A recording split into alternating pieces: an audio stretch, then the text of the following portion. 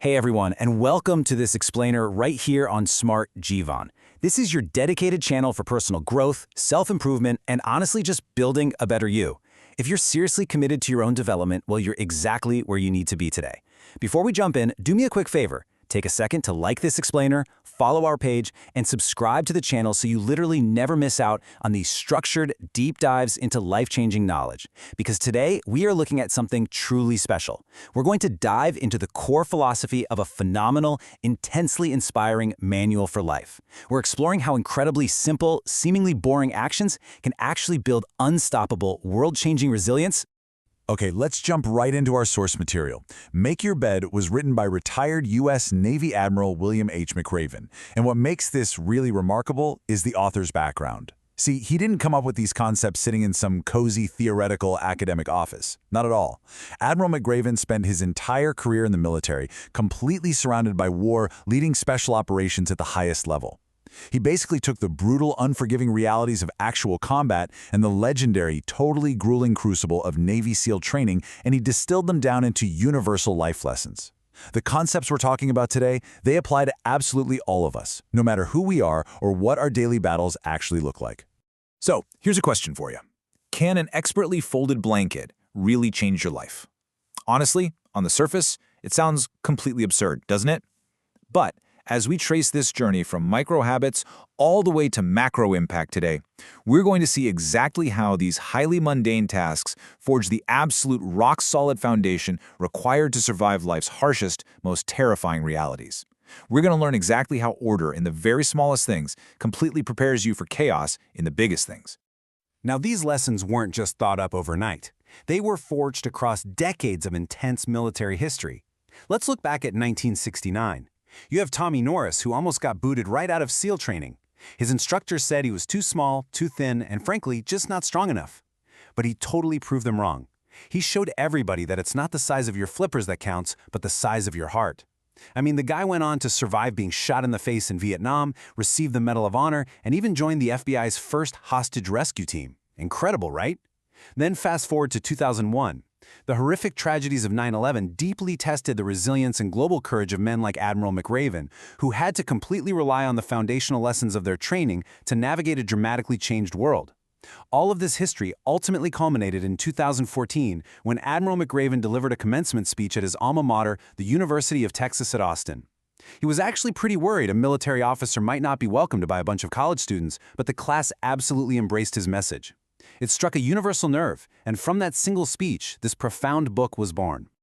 There is such a profound contrast here. I mean, think about it.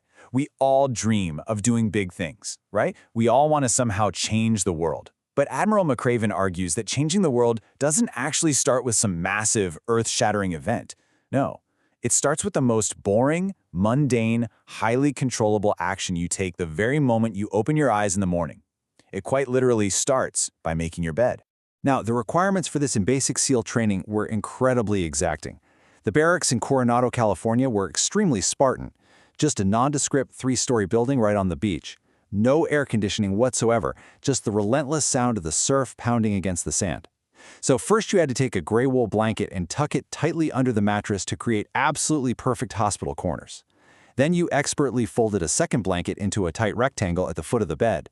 And finally, a single pillow had to be perfectly centered at the top, intersecting at an exact 90-degree angle with the blanket at the bottom. The instructor would then walk in totally stern and expressionless. He'd check your starched uniform, check your mirror shine brass, and then, get this, he'd literally bounce a quarter off the tight blanket to test it.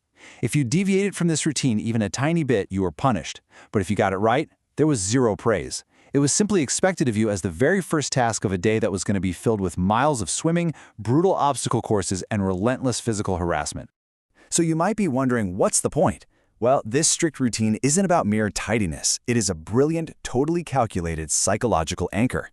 When you make your bed every morning, you immediately accomplish the first task of the day, and it instantly gives you this small, quiet sense of pride. That pride naturally encourages you to do another task, and then another, building this unstoppable momentum as the day goes on. It physically reinforces the undeniable fact that the little things in life actually matter. Because if you cannot do the little things right, you will never, ever do the big things right. And perhaps most importantly, as Admiral McRaven points out, if by chance you have an absolutely miserable day, which, let's be real, we all do sometimes, you will come home to a bed that is made, a bed that you made, and that gives you a little sliver of encouragement that tomorrow will be better. Section, Life's Not Fair, Drive On. But here is the hard truth we all have to face.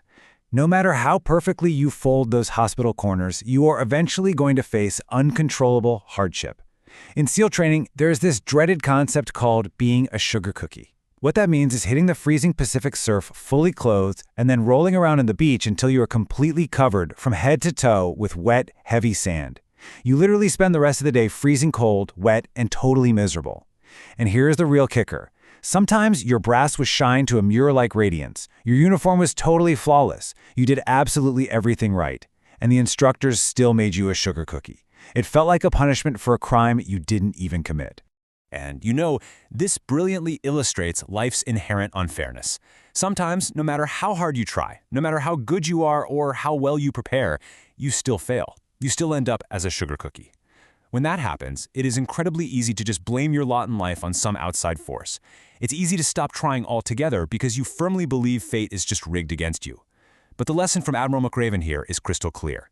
Get over being a sugar cookie. Do not complain. Do not blame it on your misfortune. Stand tall, look straight to the future, and keep moving forward.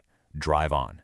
Now, of course, moving forward guarantees you're going to stumble again, which brings us to a terrifying but absolutely essential concept about dealing with escalating failure. Section, Failure can make you stronger.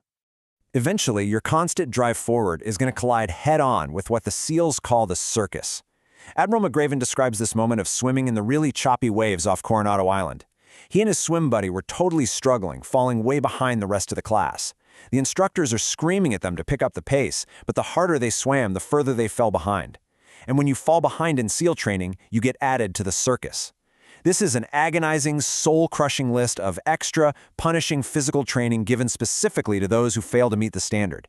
The very last thing you want after a grueling, exhausting day is 2 more hours of calisthenics designed specifically to break you down. But how you actually respond to the threat of that circus, that is what defines you. You can choose to live in fear of failure. You can completely avoid hardship or embarrassment. But if you do that, the book warns that you will never achieve your true potential. You will never actually know what is truly possible in your life. The alternative? Daring greatly. Admiral McRaven points to the famous motto of the British Special Air Service, the SAS, "Who dares wins." It's all about approaching your life with the absolute willingness to push your limits. It's about occasionally sliding down the rope head first just to see what happens. You have to actively embrace the struggle and refuse to be afraid of the circus, because your true potential is only unlocked when you risk spectacular failure. And that whole mindset, surviving unfairness, daring to fail, and mastering the micro-discipline of just making your bed, it all culminates in a deeply philosophical climax.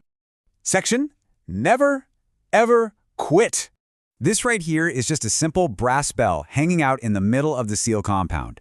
In basic training, if the freezing cold, the wet sand, the sheer, mind-numbing exhaustion, and the absolute misery just become too much for you, there is a very easy way out. All a trainee has to do is walk right up to this bell and ring it. Ring the bell and you don't ever have to wake up at 5 a.m. again. Ring the bell and you don't have to endure the freezing swims or the brutal obstacle courses. Literally anyone can stop the pain instantly. But Admiral McRaven demands one final, completely unyielding thing from us. Never, ever ring the bell. Never, ever quit. Now, you might be asking yourself, why? Why put yourself through all that misery when you could just reach out and ring the bell? Because when you refuse to quit, when you somehow endure the unendurable, you become a beacon of a profound truth. Hope is the most powerful force in the universe. With hope, you can literally inspire nations to greatness. You can raise up the downtrodden. You can ease the pain of unbearable loss. When you absolutely refuse to ring that bell, you prove to yourself, and to everyone watching you, that human beings possess the incredible ability to rise above the pain, the disappointment, and the utter agony of life. Look, we are all, at some point in our lives, going to find ourselves completely overwhelmed, literally or metaphorically stuck neck-deep in the mud.